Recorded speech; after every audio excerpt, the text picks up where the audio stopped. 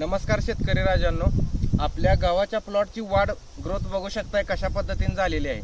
जवळपास माझ्या कमरेच्या वरती गव्हाचा प्लॉट लागलेला आहे। आज 70 दिवस बरोबर या गव्हाच्या प्लॉटला पूर्ण झालेले आहेत। या ठिकाणी बघू शकताय सगळा प्लॉट एकसारखा आहे, तुम्हाला दिसत असेल व्हिडिओमध्ये।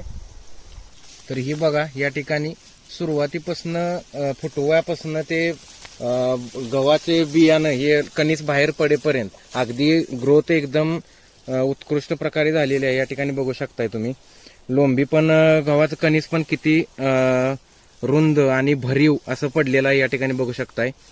तर ही व्हरायटी जी आपण निवडलेली आहे ती मैकोची प्रथम 70-70 ही व्हरायटी आपण या ठिकाणी निवडलेली आहे। तर या व्हरायटीला आतापर्यंत आपण लागवडीचे खतांचे 2 डोस तसेच 1 फवारणी आतापर्यंत घेतलेली आहे। आपण आता 1 पाणी पाजून झाल्यानंतर दुसऱ्या फवारणीचं नियोजन या ठिकाणी करणार आहे।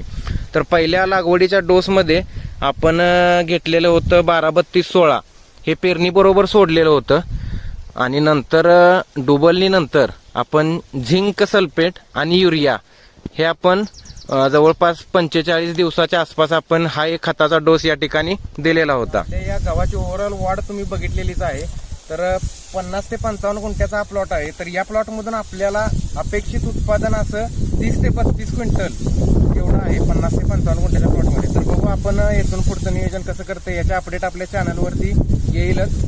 तर ही छोटीशी माहिती तुम्हाला कशी वाटली कॉमेंट करून नक्की सांगा आणि शेतकरी राजा चॅनलला सबस्क्राईब करायला विसरू नका।